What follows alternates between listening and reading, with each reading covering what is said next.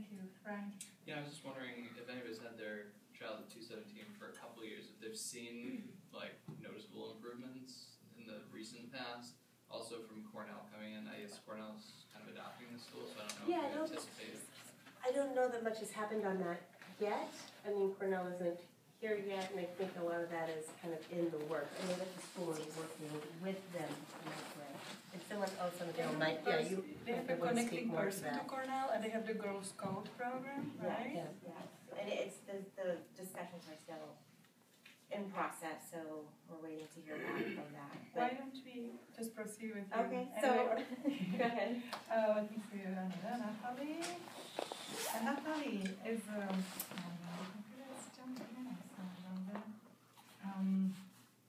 clinical researcher, study coordinator in the ICU at the Memorial Sloan Kettering. She has 2 children at PS 217. One is in first grade GMT and one is in general education. So we actually do have the comparison even within the one school. So I can say, so when we started there, Ian was able to get into the pre-K program. And even though it was only 2.5 hours, I have to say that through the year, they were really well prepared going into kindergarten. And talking with the kindergarten teacher when Ian got into kindergarten was saying, you know, and he's in the GMT, that when they come from the pre-K, they know their letters, they know their sounds, they're ready to go as soon as they hit the door there. And I think some of the kids didn't have pre-K coming into the GMT program, so they had to kind of think kindergarten is just a work, let's get everybody at the same level, and then we'll take off. And I have to say with kindergarten, Ian within 2 months was reading. That 3rd month, it was like a rocket. He took off, and he really has not stopped. My kindergartner now in general education is, I've been in her class, and it's well run. The teacher's engaging the kids. She's also there at 2 months, starting to put things together and starting to read. I don't have enough time to really, I think, compare the two, but I can say that in first grade, I think there's a lot of homework coming home. I think it's appropriate. Maybe it has to be pushed a little bit for him to read as much every night. He seems to not want to do that every night. But I can see from pre-K to where we are now, this is a dramatic change. I mean, even from last year to this year, the parents that come there's probably double the volunteers that we've had for the PTA. The contributions so far, we have probably close to $50,000 now in 2 months of school, as opposed to around $35,000 for the whole of last year, just the general fund, just what parents put in, not counting some of the grants and other things that come through. But it is a noticeable change. What are those funds used for? The enrichment programs that they were talking about. The PTA pays for all of that. I'm just Spanish yoga, the Opera program. Yeah, so we have a list of enrichment programs that span pre-K to the 8th grade. So they try to spread it around so everybody gets some. And a lot of the parents come back and say that, you know, they really like 217 because of the enrichments. The after-school program, the Beacon, I've talked to a couple of children there that, because my kids aren't in it yet. You have to be in first grade to be in the Beacon program. So, you know, I said, well, how do you like it? You know, they love it. They absolutely love it. Like, they get upset when they have to go home early. And so we probably will look into that maybe next year. It's not as, you know, structured maybe as some of the other schools that have after-school programs. But, you know, if they help them with the homework and they get to visit with their friends and run around and have a good time, it's probably more than what they would be doing at home. So, you know, I'd rather them not do the hour of TV and hang out and play with everybody.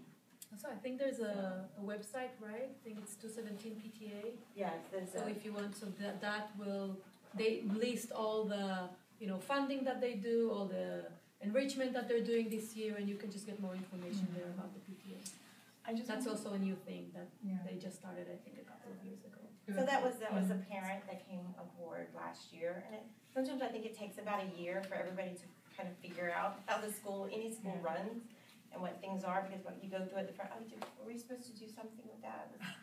We didn't read that handout that got thrown in the corner, you know, and piled up. So I would say if you really want to be not read the handouts, it does say a lot. But he came aboard and kind of did the whole website, updated it. Everything's, you know, recent. I'm not sure how often he updates it, but the news is pretty recent on there. The pictures they put up. Yeah, it's really, it's a lot of pride in 217 now. Yeah. We will have time for more questions when all the speakers finish, but just a quick one. You mentioned the big positive jump from the pre-K to the kindergarten. Was this the pre-K at that school also, Yes. or from somewhere else? Yes, it was the pre-K from there. And it was pretty, I thought it was pretty amazing that she only had 2.5 hours, Yeah. and they were ready to go. Okay, great. We have one more speaker about our local school, and then we have one about Ella Baker and the progressive education, and then I'm very happy that Christy arrived. She can tell us about private schools. So just so you know where we are, and then we can take all the questions. All right, Marianne has one son in kindergarten, GNT at 217, right? Right, and I have a daughter who's going to be 2 in January. Okay. So yes, my son is in the GNT program at 217. Is that him, by the way? And that is him. I apologize. I had to leave out for a few minutes. But I know I'm very grateful to Mikhail and to Eva for organizing this panel. And I actually attended this panel last year and found it extremely informative and helpful because my son attended Preschool of America since he was 2 years old, and he went to the downtown school, which was a bilingual school, Mandarin and English. And I knew people doing so many different things for kindergarten. It was sort of overwhelming. Which choice do I make? And so I knew people in the progressive school, Ella Baker, people Anderson, I knew people in Hunter. So it was just, there are so many options in New York City, which is great, but it also can be daunting. And so what we did, we moved to Roosevelt Island.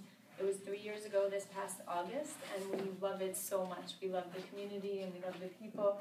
And so we really, as a family, we were talking about investing in our community school and wanting to go to our community school. And on top of that, when we were talking about the different schools and looking at them, my son said to me, "Mommy, I don't want to commute anymore."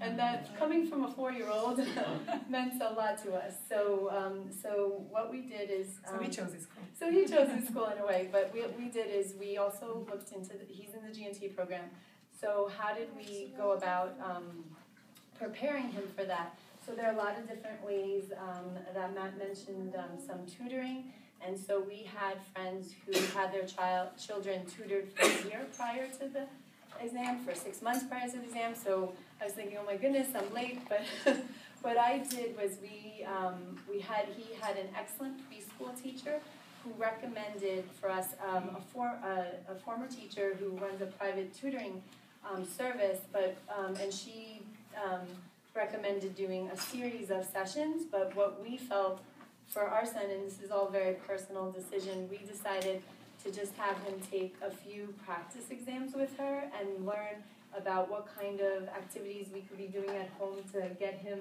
prepared for the questions that they would ask on the test. So she's great, and I have her contact information if anyone wants, and we ended up only doing 3 sessions.